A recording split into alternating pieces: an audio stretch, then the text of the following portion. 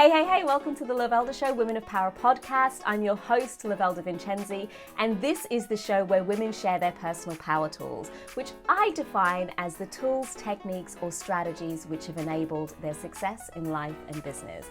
I ask all of my guests to be real, raw, honest, authentic, and vulnerable, dare I say. So this is a girl chat show like no other, where we really do dive into what it is to be a powerful woman, the real tools behind a woman's success. Now, if you're on this channel, do hit that subscribe button right now and hit the bell to make sure that you're notified when new shows are added. You can also subscribe to find us on Instagram, which is at Lovelda Show. You'll find all links that have been shared in the show in the show notes. And right now we're gonna hop straight over whilst I do a audio introduction before we jump into the full show. So let's get started.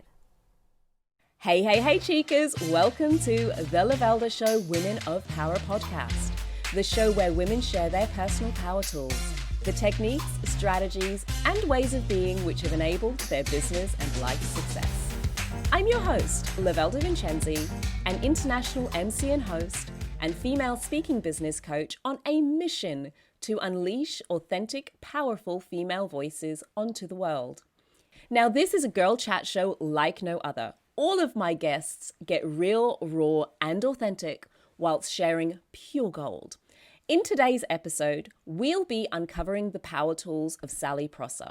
Sally is a voice coach who's all about helping you to speak with confidence, clarity, and charisma. She says, unless you've sworn to a lifetime vow of silence, your voice matters and is key to connecting you with others, whether it's in person at a coffee catch-up or at 1,000-person conference. Sally's background is quite diverse, but speaking has been a common theme. She ran a speech and drama studio, read the news, reported it on TV, and was a spokesperson for one of Australia's largest water companies. She holds a Licente teaching diploma in speech and drama with the Australian Music Examination Board, as well as a university degree in journalism and law. Sally is the host of That Voice podcast, which is full of practical speaking and confidence tips and tricks. She also chats to people from a range of backgrounds to highlight the importance of voice for everyone. She also has an online members community all about speaking with confidence, loving your voice, and connecting with diverse groups of people. Inside, you'll get monthly classes, hot seat happy coaching hour, and a place to shamelessly ask for help and praise or expertise. Oh, and did I mention she's TikTok famous, building a following of more than 230,000 followers. You can find her at Sally Prosser Voice. In this episode, we'll cover the breadth of ways in which your voice can be used with authority and effectiveness. Now, it's not just about the voice as an instrument, but also the voice as a tool to request what it is that you actually really want. Yeah, like the Spice Girls said, tell me what you want, what you really want. Sally's going to share a ton of fresh perspectives that certainly shifted my way of looking at how to be more effective and more powerful with my voice. Listen, if you're ready to get paid more for sharing your expertise, use the link in the show notes to download your copy of my Speaker Marketing Blueprint, your guide to building a speaker marketing asset that match and reflect your expertise and increase your fee regardless of if you're brand new to speaking or ready to level up your speaking career. Now, you'll find all links shared in this show in the show notes, and you'll also find links to my special offers. At the time of recording this show, I just opened the doors to my LinkedIn Profile Intensive course, which is taking place in the month of November, but check the show notes because all of the details will be found in there.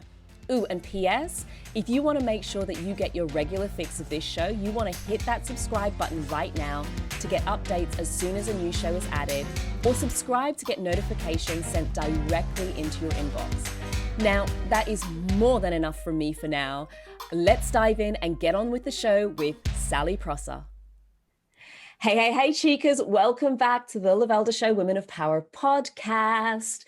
Now, remember, you're going to run out of time. The doors are still open for the Nail Your Speaking Profile Intensive. So if you want to join, you do need to click that link because, spaces be going. So go check that out.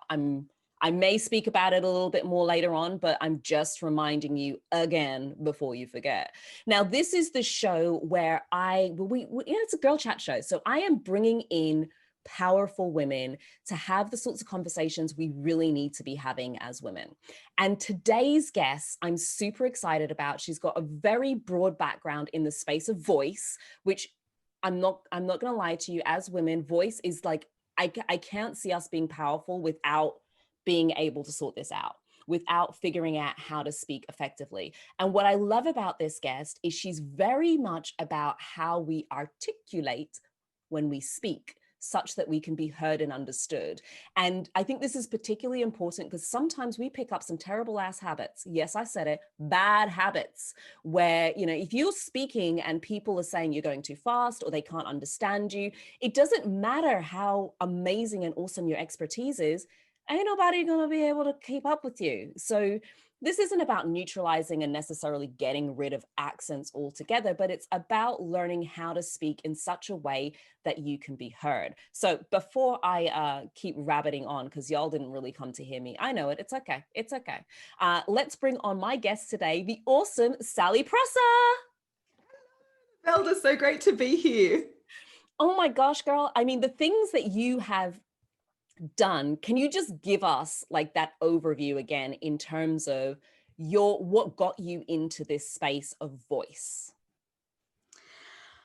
As you can imagine, I get asked this question quite a lot, and a memory has come to me in the last couple of months. And it was when I was about 8 years old and I walked into my first speech and drama lesson, but it wasn't a lesson, it was actually an audition. I didn't know this at the time, but she wasn't taking any more students, but I'd been badgering my mum to go and get speech and drama lessons. And my sister knew somebody who knew somebody, you know how it is. Yeah. So I'm there and I was asked to read out of a book called George's Marvelous Medicine. It's a Roald Dahl book. That. I used to love Roald Dahl. He's like one of my favorites. Absolutely. And so of course I'm like, okay, just reading it out. And she said to me, wow, that voice is going to take you places. And that was when I was just 8 or 9 years old, wow, which set me off on a path of doing many, many speech and drama lessons and exams and Eisteddfods and loving every minute of it, becoming a speech and drama teacher, setting up a little speech and drama studio in the front room of my parents' house.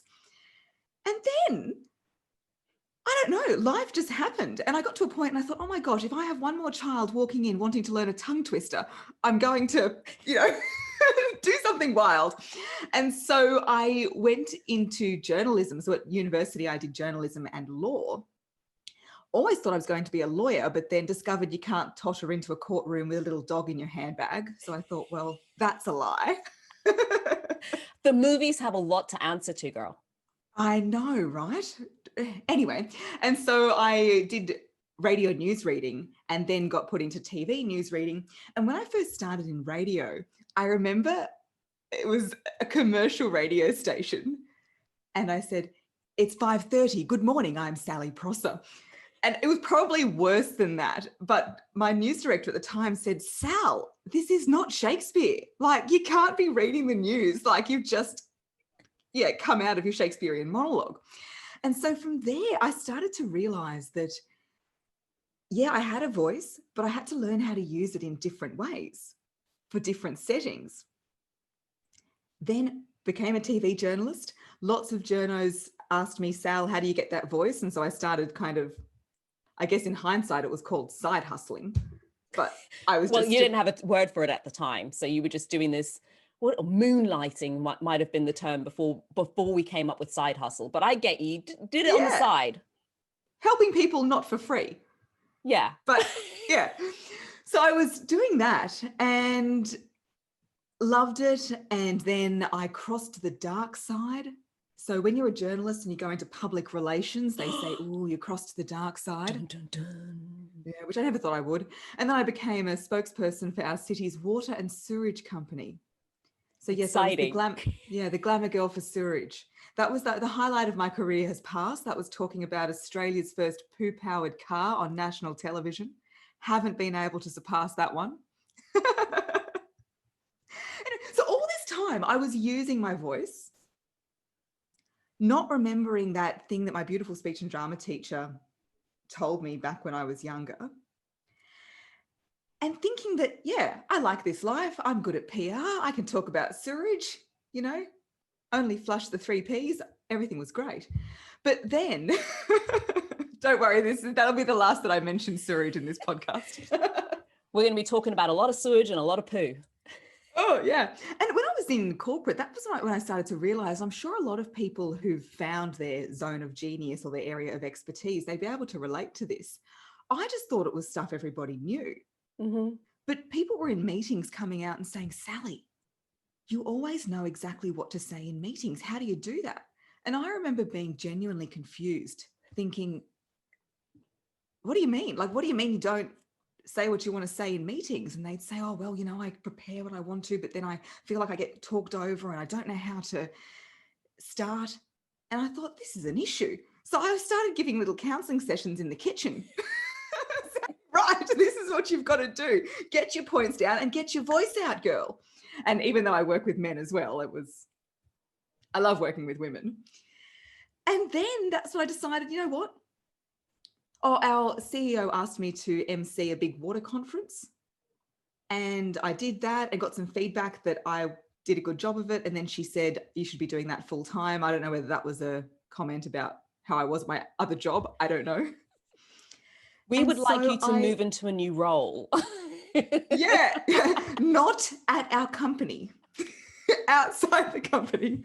You didn't know if it was a subtle hint, but you took it anyway. I took it and ran, and that's the story. So Lovelda, I know that was a very long-winded answer, but that is really the overview of what brought me to my business.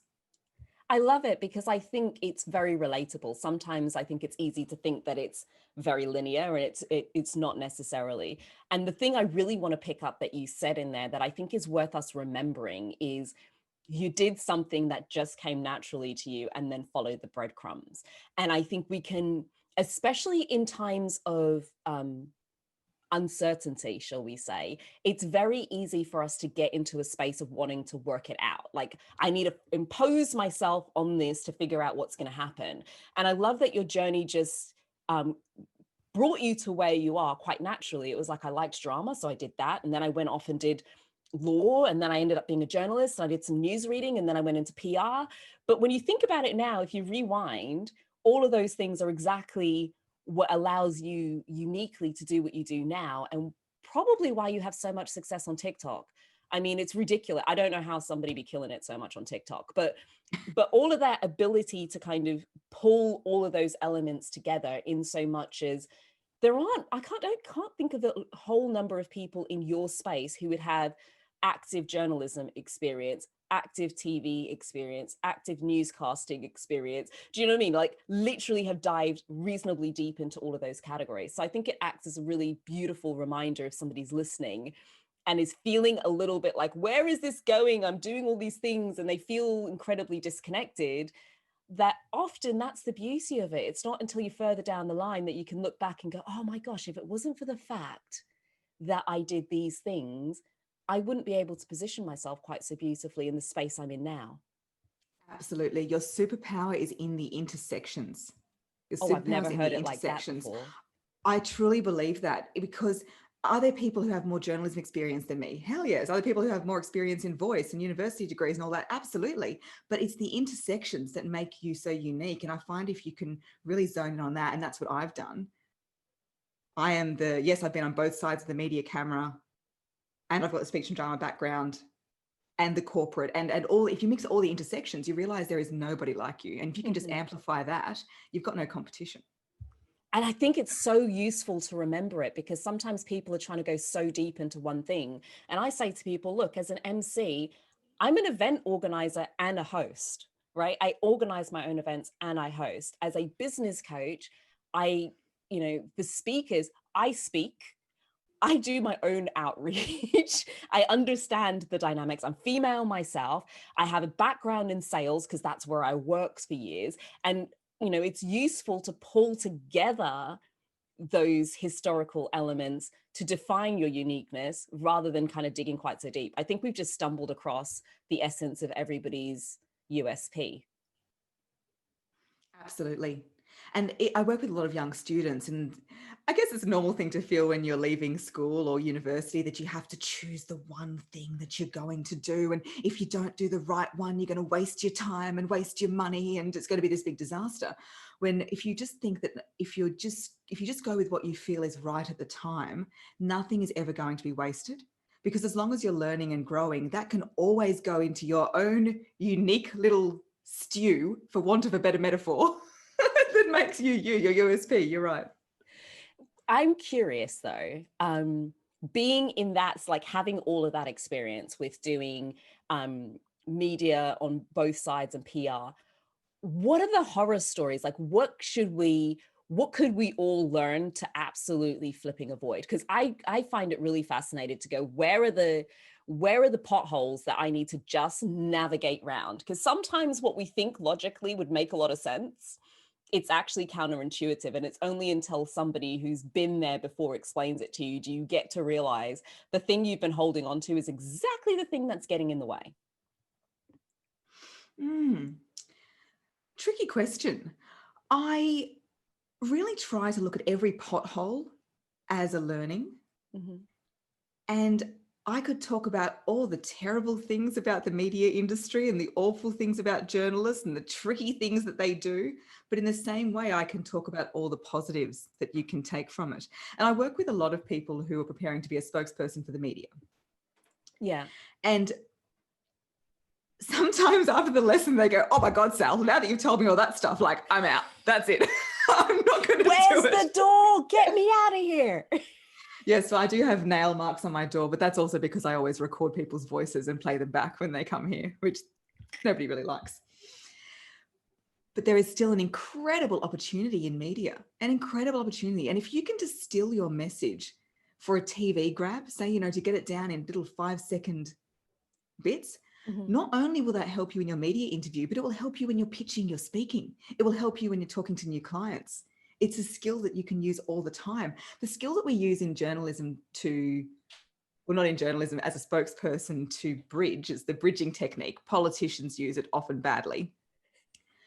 That technique of answering the question, but then steering the audience to where you want them to go, is very useful just for general tricky conversations with people in the workplace. Yeah, and I think it's conversations with clients, so you can always use all the skills in so many different ways.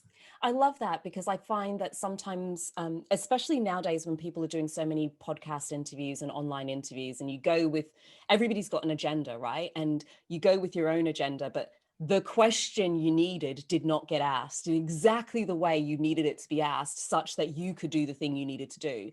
And I love what you say there about journalism giving you a tool set that allows you to respond to the question that's being asked and still manage to get the points across that you want to get across without doing that.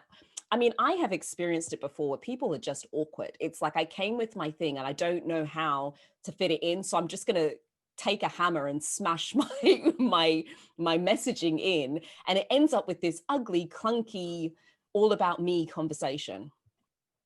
Yeah, satisfy and steer is the technique. So you satisfy the answer, but then you steer it to where you want to go. And I think when you're doing an interview, whether it's for media or whether it's on a podcast, we've got to really always remember the balance of power.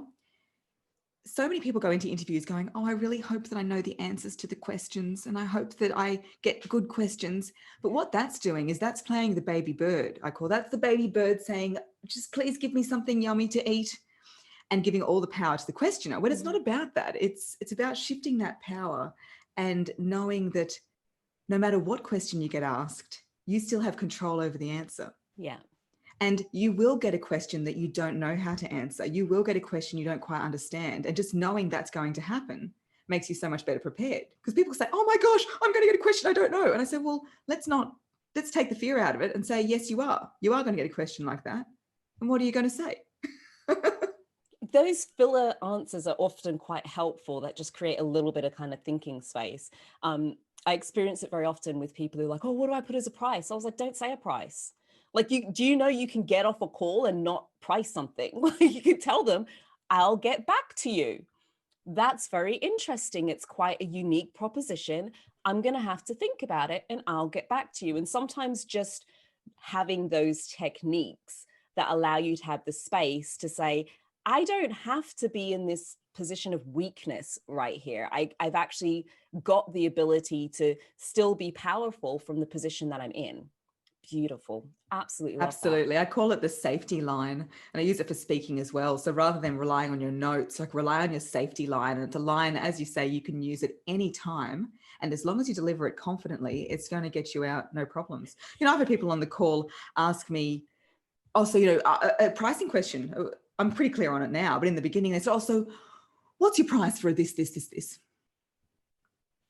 And I said, it's really important that I make something tailored for what you're looking for. So I'm going to need a little bit of time to think about that. And I was like, hell yes, girl. That sounded so good. And I'm like, oh shit, like I don't know what to do. But you just do that off the call. I mean, I think working in sales kind of gave me that. I love those sorts of questions. But I remember, the first time it happened to me, I got off a stage and somebody said to me, oh my gosh, you're so great. How much are you? It hadn't even freaking occurred to me at that point to charge, right? So I am literally blindsided.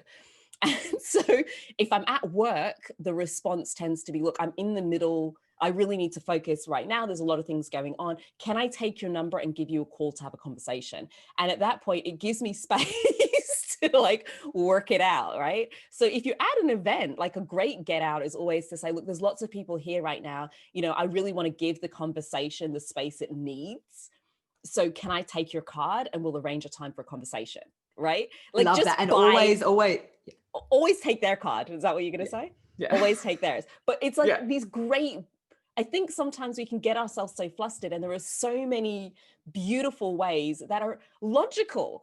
Well, of course I'm busy. I'm in the middle of something. Why would I be able to tell you exactly what's happening right now? Well, of course, you're going to need a bit of time to think about a price, provided you can give, like, to me, it's like your get out always gives a reason why you can't give a price right now. And so it was either I'm really busy and I've got other things I need to deal with as a priority right now. There's somebody else I need to speak to, or on a call, at the end of the call, it's, I want to be able to tailor this precisely for you, and your requirements are very unique. So I'm going to need to have a moment to think about this. Why can't you just give me a quote? Well, because it depends on these factors. Like, here are the different parameters. And if you can give me answers to those questions, I can give you a price. But there's a lot to be said there about that piece of remaining in your power in those situations in relation to what you say, and giving yourself, having some of those, I love that idea of safety line questions, like having those things that you say that allow you to still remain in that space and have the time you need to think. Yeah, and being forgiving of yourself as well, remembering that in hindsight, we can always look back and say, oh, I could have said that better, or I could have responded in a different way. And we're never saying the best thing we can. We're always saying the best thing we can in that moment. Yeah. We're always saying the best thing we can in that moment. And so so many clients say to me, Sal, I'm going to say the wrong thing. I'm like, well, what is the wrong thing? And so just being really forgiving. It's so much better that we go for it and say something that's not quite as good as we think we could have than we say nothing at all. That's what I believe. I agree with you. And I think, when you say it, it's like now you've got an opportunity to sit down and think, what would be my real true position on that? Or sometimes something spectacular comes out of your mouth and you're like, does somebody have a recording? Like, I need to write that down. I've had moments where I'm just like, does somebody have a pen? Because I've never said it like that before, but the way that came out, that really landed. Like, I need to keep a note of that. So as much as we want to focus on what if it doesn't work, what if it does? And it comes from your energy. I've been in the middle of live masterclasses and come up with these ingenious metaphors that I'd never thought of before. And everyone was like, Sal, I really like the water slide metaphor. I'm like, honestly, on the fly. I had a coach of mine who said to me, Lovelda, like the scales that you talk about. And I was like, what freaking scales? And I hadn't realized I'd invented this concept to describe taking on new energies and shifting your focus, because it's kind of like, look, the more you give attention to, the more you're going to get. And we kind of get that. But I'll say to people, look, classic example today, my husband closed a really major sale this morning. And about 5 minutes later, he couldn't figure out how to work. We moved his phone over, can't figure out how to flip to work this SIM card. Turns out he put my old SIM card into his phone. So funnily enough, it didn't bloody work. He expended so much energy on this SIM card and like zero energy on the win. And that's almost the way that we kind of are it's shifting that kind of default perspective from what's going, like giving all the attention to the thing that goes wrong. Like you can have this amazing, great opportunity, and then this one thing goes a little bit off and it takes all your freaking attention. And so your energy stays in this kind of heavy space. So this idea of scales was just this idea of getting better at noticing, celebrating, and giving space to the things that you want, such that you just get in the habit of being able to recall, yeah, but I was really great at that. Yeah, but I said something really awesome right then. But the challenge is, by default, we kind of focus a lot of attention on what's not there. But I hadn't realized I'd come up with this thing. I must have been saying it to people for about 5 months, because she'd heard me say it so many times that when she relayed it back to me, I was like, I have a system? I have a thing? Like, I didn't even realize I've got it. So yeah, it's worthwhile reminding that sometimes in those moments, what we come up with can be absolute pure gold. And so maybe we just focus on that. Maybe focus on, I've got an opportunity here to say something that is going to blow even my mind that I may not have said before. 100%. So Sally, I'm really loving this conversation, but we can go on for ages about voice and what it does and how it works. And I mean, it's something that I just think is so fundamental to power as a woman, how we speak, and that we speak up. So it's this question that I ask all of my guests, and I'm really intrigued to hear it from your perspective because of your unique point of view, having been in the media, been in PR, worked with so many people about speaking up effectively with their voices so that they're heard and listened to and can progress in the way that they want to. In the case of women, what is it that you think makes a woman powerful? Well, I would have to say her voice to start with. Definitely her voice.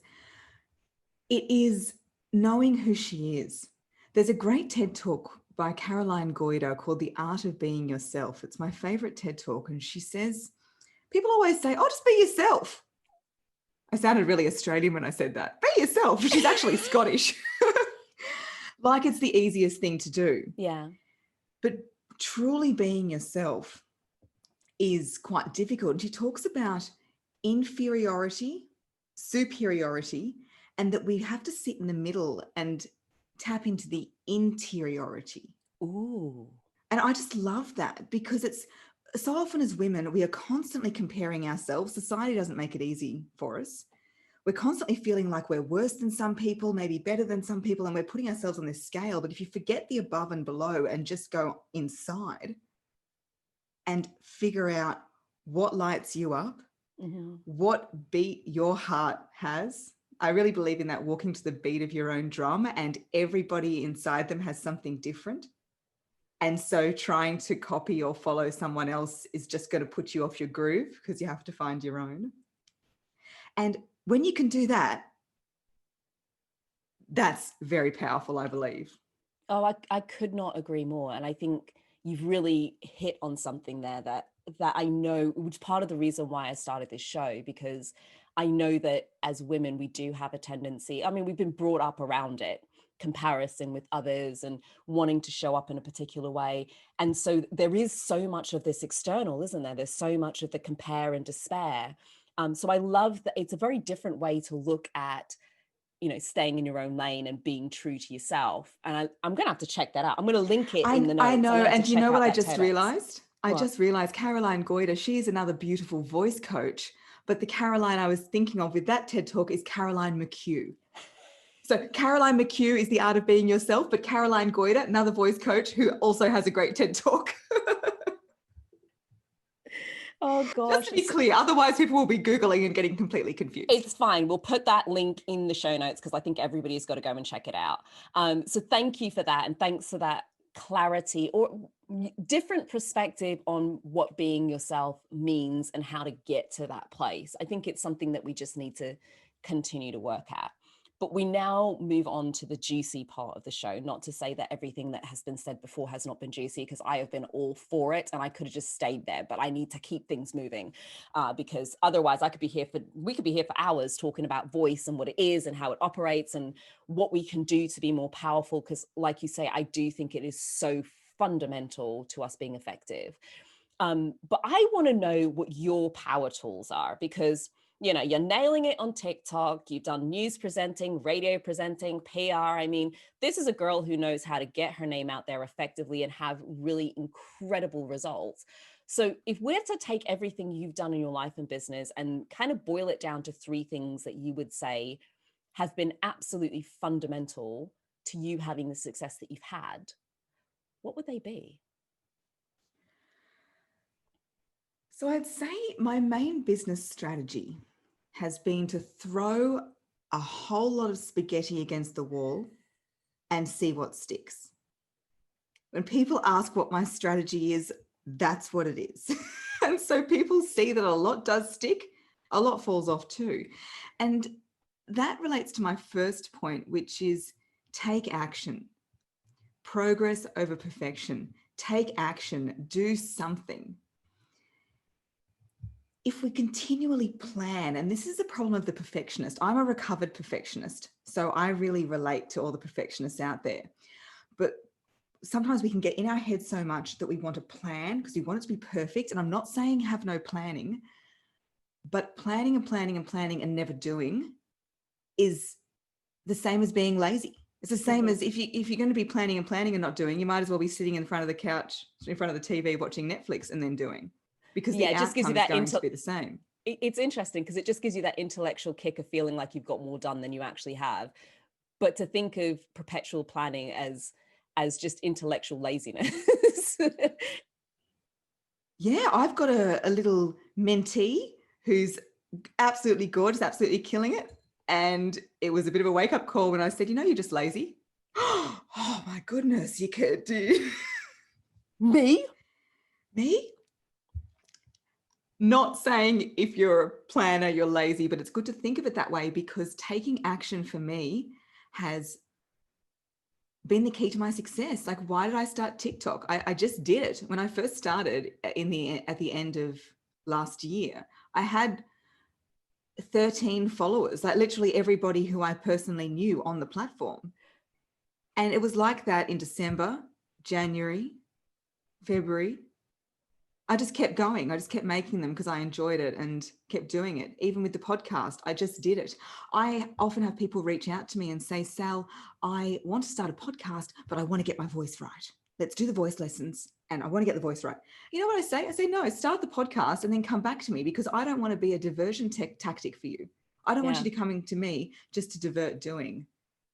It's interesting because I hear the same thing with speakers. I need to, I want to get on some stages. I need to get my marketing assets before I can come work with you, Lovelda.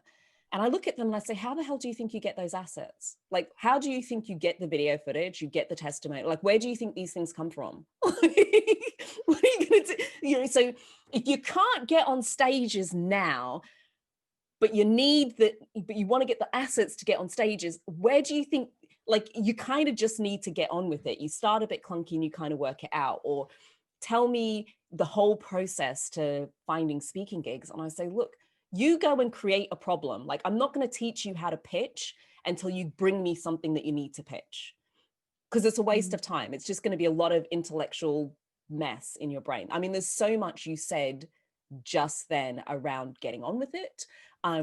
Being okay with failing. Girl, I was unpicking it as you were saying it. It wasn't just a one-dimensional thing, because if you're throwing that much stuff at a wall, you've also got to be okay with some of it's not going to stick.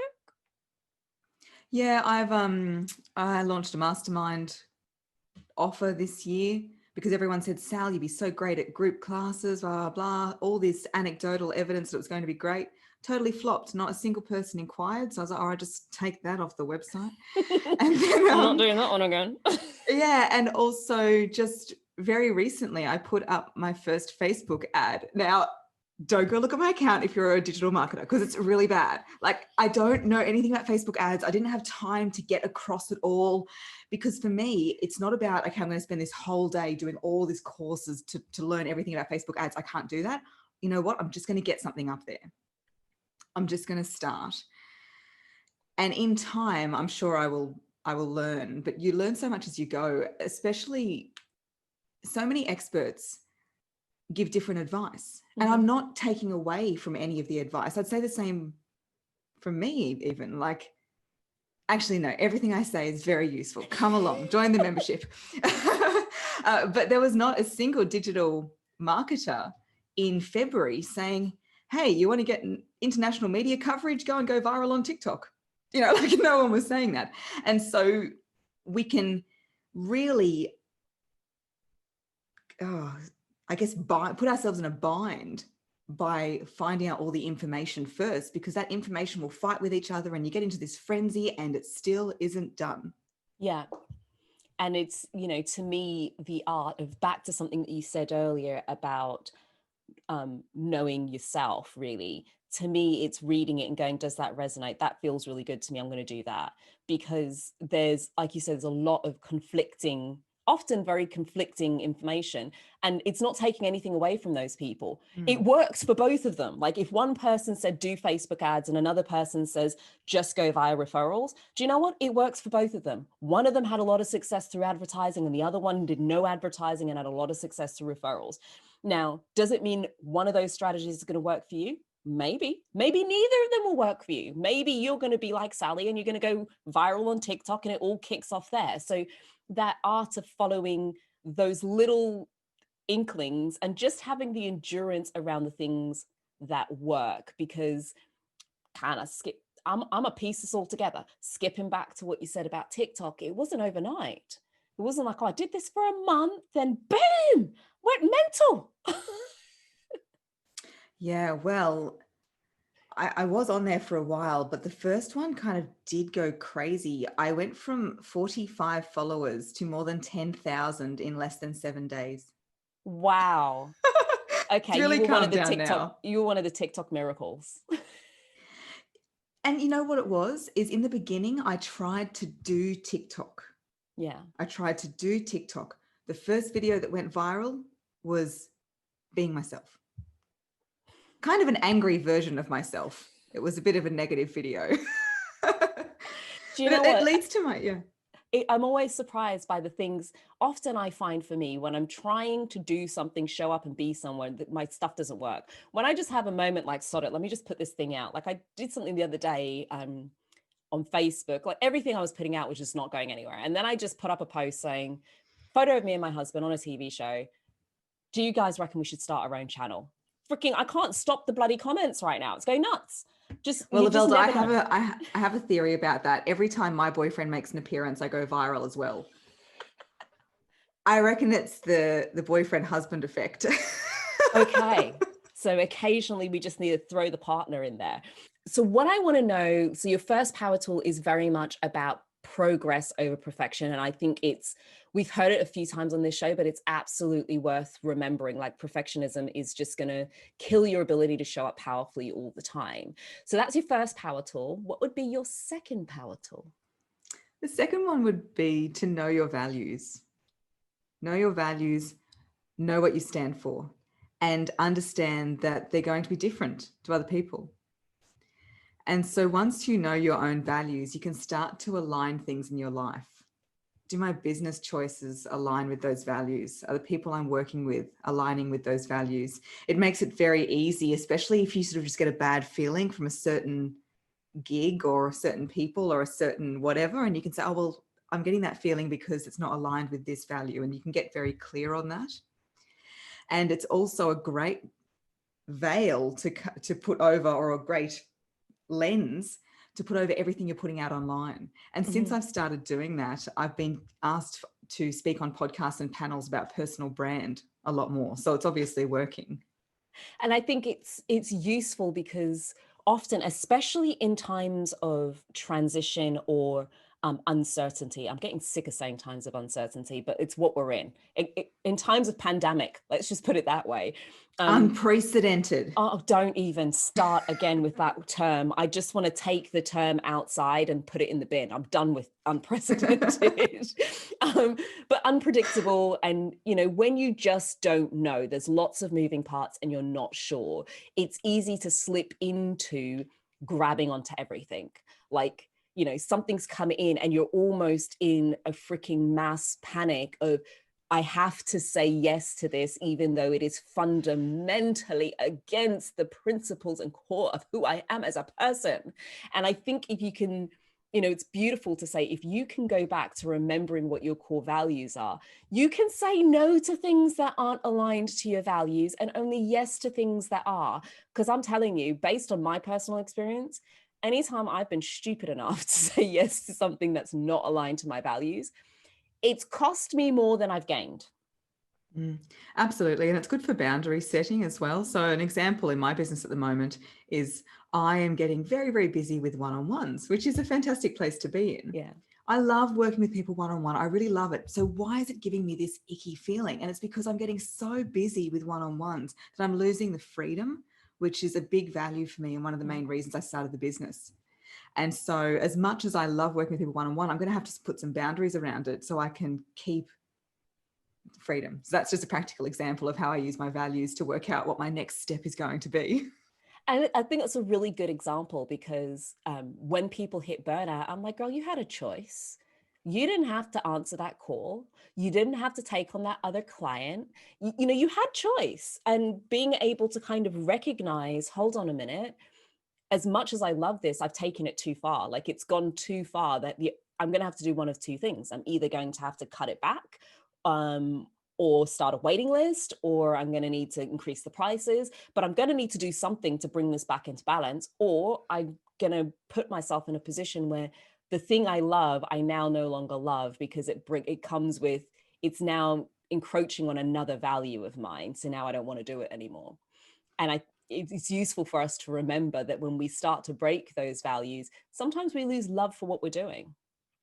Absolutely. And something like one-on-one, it's very, very high energy intensive. And I absolutely love it. But when you're doing a lot of that online is more exhausting than in person. And so, yeah, it can be quite draining. And that links beautifully to my third superpower, which is to really take care of yourself. Like I'm not afraid now, and this has been something I've got to this year.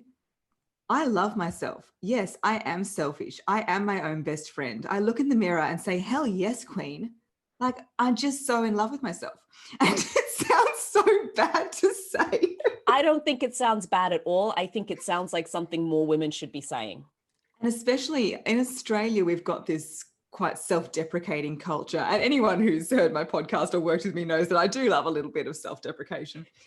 That's different to the self-love. And I've really been prioritizing relaxing, exercise, doing nothing, not feeling guilty. I think as women, we feel guilty when we're not productive. We haven't done enough. We've written this unrealistic to-do list and then we're going to beat ourselves up about not getting to all of the things on the list. And so I really have been prioritizing days off. Like I'm not quite there yet, but almost Mondays and Fridays. That's it. I'm not available. I mean, I love that. And I think it's something it's a commitment to ourselves that we have to keep making, especially if you're used to being busy and saying yes to others above and beyond yourself. And it takes a little bit of practice to kind of, because I know for me, if I don't have days off for regular, or I don't have that time, after a while, I'm just so depleted and I don't get the fresh energies. I'm not quite as excited. Every call is like, oh God, Yeah. If you don't fill your own cup, you can't give from the overflow. And if you're not giving from overflow, you're depleting. And you don't want to work with people from a state of depletion. I will have to say, though, I don't have children. So just putting that out there, like the mothers who do it, hail queens. Like I don't know how you do it, because for me, it's so important for me to have my time in the bath and to go and get my day spa and do all these things that I know is not always realistic if you've got little ones. I'm going to have to find some mothers who are going to talk about this. I know Harriet, who I interviewed in season 1, is definitely a mom. And that woman is, I mean, she did speak about self-care. She really does prioritize it above and beyond. And I know Noha is the same, who I also interviewed in season 1, because I remember I would be speaking to this chick and I'm like, how are you more chilled than me? And you've got 2 kids. Like, how do you work this out? So, yes, Sally and I are talking here from the position of not yet being blessed with children. However, I have spoken to women who are, and just because you have children, I will say there are ways and means of finding that balance. But I do, you've said that now, I want to kind of find some of these women so we can have that conversation. So if that's you, DM me, get in touch. I want to kind of understand how you find that kind of work-life balance for yourself and have those connections with your kids. But I love that. I think regardless of what other responsibilities you have, elderly parents, children, 3 households that you're looking after, fundamentally, if you are unable to or cannot consistently make that choice in whichever way it shows up for you to fill your cup, it's very difficult to continue to give to others. Absolutely. I'm used to being the train wreck of my family with all the terrible relationships. That could be time for another podcast. But always just, oh my gosh, I'm so busy and I'm running around like a crazy person, especially in journalism. It's a bit of a badge of honor for being, run off your feet. But this year, I've had people comment to me in my family and out my clients as well, who've said, Sal, wow, you've been a real rock for me. You've really been there for me. And I feel so proud of myself that I've been able to do that. And it's because of how much I've been looking after myself that I can be that person for others. Boom. And something you said about being busy, there's a book, I can't remember which one it was that I read recently. And in it, the author spoke about, as women, stop using busy as a badge of honor, because I think we do. We wear it as like this, look at me, I've been really busy. Somebody asks how you were doing, and I'm having to consciously go, the last thing I'm going to tell you now is that I'm busy, because I realized I was falling in that trap. Somebody asks me how I'm so busy, I've got so many things going on, I just need to justify my existence by my busyness. Yes, I started changing it to, I'm quite overscheduled. Scheduled. But I think it's interesting the subtle ways in which our need to be productive and busy kind of play into things that we can't just say, do you know what? I'm having a great day. I'm actually sat on the sofa today doing sweet bugger all. It's awesome. Yeah. And language is so important. I work a lot with, it's not just the language we use in our real voice, but the language of our inner voice. And it's completely fine to say that, life doesn't have to be hard. Life can be easy. Life can be great. Yeah. Life can be chill. These phrases like, oh, well, life is hard and busy is good. They're just beliefs we've convinced ourselves of, or capitalism has. I just think my perspective on this is beliefs are a choice. And if they're not serving you, pick a different one. If it doesn't serve you to be busy, then stop talking about busyness, stop banging on about it, stop making it a badge of honor, stop living into that things have got to be difficult and pick ease, and just choose that everything's really easy, and choose to see the ease when it shows up. Sorry. No, go on, girl, go on. Because we got so much going on here. I also don't refer to work anymore. I don't see it's like work and downtime. I see myself as doing my life's work. So if I'm doing my podcast late on a Sunday night, I'm not working on a Sunday night. It's just what I've decided to do on my Sunday night. And so that's really helped me as well, taking away that whole idea of work being this bad thing and life being on the outside. It's just all one and the same, and it's all great. So many beautiful ways to rephrase for power. And I think there's a lot to be said for powerfully phrasing things in a way that's actually going to serve you, rather than inheriting a narrative which isn't the one you want to live. So pick one you do want to live. Mamma mia, Sally. People are going to start to think, Lovelda, you say this with every guest, but seriously, my guests just give incredible value. And Sally, you have been absolutely no different. This conversation has been really insightful, very eye-opening, and helping to see things slightly different. I think you've given a lot of fresh perspectives on how to look at voice and showing up and looking after yourself. We've covered so many different things. So I'm absolutely certain there'll be people who've listened to this point and they're now thinking, girl, I need me a bit of Sally in my life. How do they connect with you? Come and join my members only. So it's this new community I've started. it's like an online public speaking club, but if the term public speaking club makes you kind of go, oh, I don't know if that's for me, then this is for you because it's trendy and we're cool. It's the trendy version of a public speaking club. That's where you want to go. It is, and it's really, really inclusive. I've got people from Alaska, California, Singapore, India, of course, all over Australia, all different ages, all different professions, and this is what really makes my heart sing. We do masterclasses every month, and it's a great forum for people because I truly believe that, you know, I can't give you a good voice. No one can give you a good voice. It's just there to be released.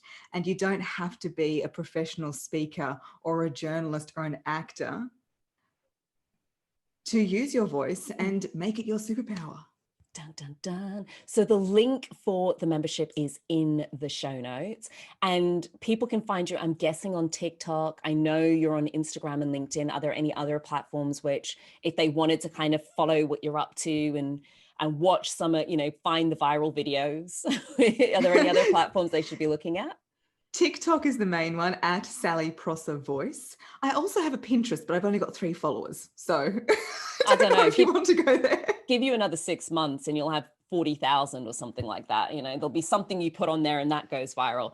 Pinterest, I don't understand either. Like me and Twitter and Pinterest, I don't get them. I only just started to work my mind around Instagram. I'm a little bit slow to the party.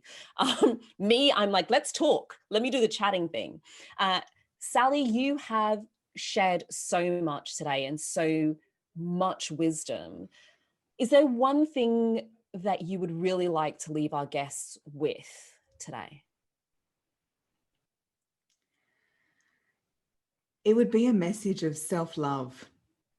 Love yourself and love your voice. So often I hear people hear their voice played back and they cringe. I've got the nail marks on my door from, oh no, I don't want to hear it. But our voice is kind of like a pet. If we reject it and don't want anything to do with it, then it's not going to love us back. So if we love our voice and appreciate and have gratitude for what it does for us, then it will be there for us. And look in the mirror and fall in love. Sing love songs to yourself. I know it might sound a bit weird, but if a love song comes on, imagine that it's you in the mirror or it's your younger self, and finding that self-love, the vibrations will be flying high and it will change your life. Oh, so beautifully said. I think there's such a connection between how much we love ourselves and how willing we are to show up and share our voices. And I think if you genuinely have a disconnect with who you are, it's a little bit harder to go out there and really blossom with your voice. This has been, girl, I got to go and have a think and decompress and pull out all the little nuggets that you've got in there. So much gold. Listen to it back, leave us a review, because I do love reviews. Reviews pay. Oh, and by the way, folks, we started our own little Instagram channel just for this show. So if you aren't following at Lovelda Show, that's where we are on Instagram. We'll be popping all the links and the cool stuff that's been happening behind the scenes as well with our guests on there. So do pop over there and follow. It also just means it's easier to keep in touch with me, you know, in between shows, in between seasons, just saying. In the meantime, that has kind of brought us to the end of this episode. Don't worry, there's another one in a few days' time. We are only just getting warmed up with this season. Thank you so much, Sally Prosser, for sharing today. And if you aren't already subscribed to this show, do subscribe. And if you do nothing else, love yourself and use your voice. Until next time, my gorgeouses. Ciao.